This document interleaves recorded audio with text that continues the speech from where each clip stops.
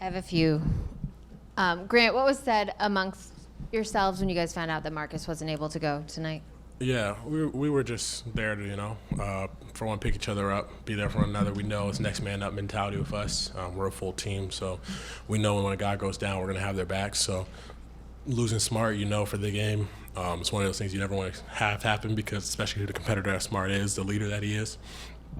But we knew that we would have to come out here and compete, and we still had to play a basketball game tonight. So he was there supporting us and being a great voice on the bench for us, so it allowed us to have some success.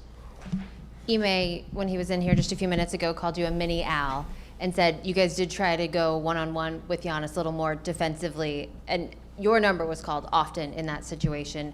How much pride did you take in that?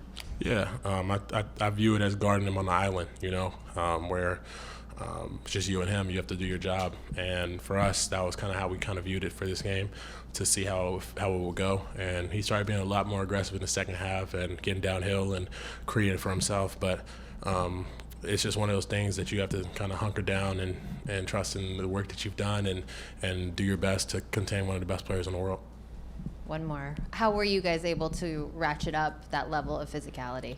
Yeah, we knew that our defense, we had done a solid job in game one. Our offense was the number one thing we came into this game discussing, and that was where the flow came in. We didn't give up as many fast break points, transition opportunities. That's where they excel. They're one of the best teams in the league at it. And for us, it was just a matter of when it got them at half court, defending and being ourselves. How tense were things for you guys over the last couple of days, knowing that if you went to Milwaukee down 2-0, that would be pretty bad? Honestly, we weren't that tense. We all knew that we were going to respond well. As a team, we never really get like that. We trust one another. Even if we ended up 0-2, we knew that we were going to fight back and compete in this series. So for us, it was just a matter of approaching the game as if we had to make those adjustments, and when we did, we knew we would have success. And then the way Jaylen started, how much of a lift did that give you guys? Yeah, he came in and locked in. You could tell from just now how he approached when he came to the arena hours early before the game. I saw it in his eyes. So at the start of the game, I was just like, all right, do your thing. And we were supporting and cheering, And he established that tone, set that mark of the aggression on the offensive end of not only just playing the right way and knocking down open shots, but also moving it. And it's one of those things that he's improved on throughout his career, and you have to admire that about him, that he's continued to get better, him and JT both. And JB was a huge leader and a huge component of this win tonight. Milwaukee got a lot of credit over the last 48 hours for their toughness, for their physicality in Game 1. Does that motivate you guys, and do you take that personally when that kind of talk happens? Yeah, we don't really pay attention to most noise around us. We just kind of focus on each other. But when it comes to that, this is one of the most competitive teams you play in the league, and they have guys down the line that you have utmost respect for because of that.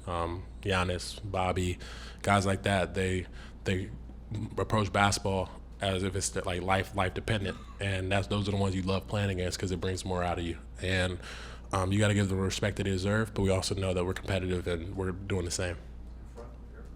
You had your best scoring night of your career, and Ime, before the game earlier this week, talked about not taking the first good three that comes, but continuing to drive and kick and find that real opening. And you guys had an elite shooting first half and was able to find something at the end. So how much were you guys just focused on being patient and kind of milking the whole shot clock to find the best look? Yeah, it's just about making the right reads, making the right play. In the first game, we did a kind of a poor job just getting rushed, kind of forcing shots up.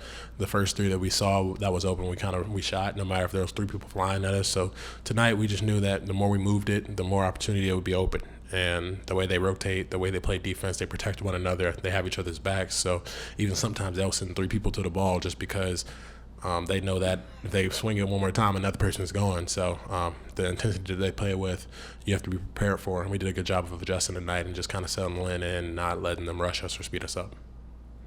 To that point, Grant, the up fake seemed to be extremely effective against them. You were throwing a bunch of them out there, Brown, just swinging the defense with those. What did you see that kind of inspired you to, get those out there? Yeah, it's just their principles, knowing exactly what they do on their closeouts, who they close out to, how they close out in certain areas.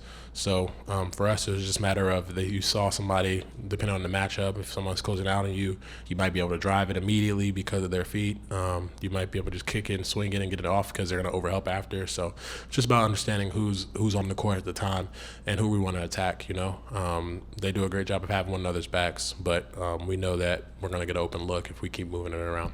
And then on that ball movement point, there was one play late in the second. It was like 5-6 passes. Al finished at the end there. You've had a lot of sequences like that this year.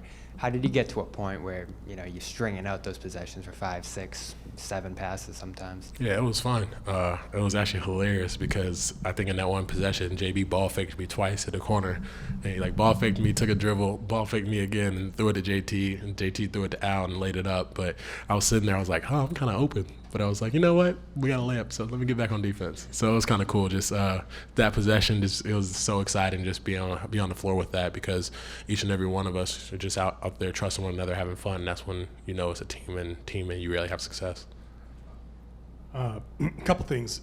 You really seem to be celebrating the little things like setting a pick that Tatum would hit a 3 on. Seems like almost like you hit a 3. How much pride do you take in those kind of moments? And secondly, did you see the 4 guys in the orange Grant shirts at the end of the far end? I guess not, right? I did not see that. You missed it. I was going to ask you about your fan club. Hopefully I rewatch the film and see the orange shirts out there. That's kind of dope. I never had that in my career. But just in terms of celebrating another success, I think that's what makes us so this team so close and close-knit. We celebrate each other. No matter if it's JB scoring 30, JT scoring 30, Al, we all celebrate each other and lift each other up. And that's something that I feel like I take pride in because I love winning. And I think this team does as well. And that's our whole mentality and our whole goal. Thank you, Grant. Thank y'all. Presented by your New England Ford dealers. Built for America. Built Ford proud.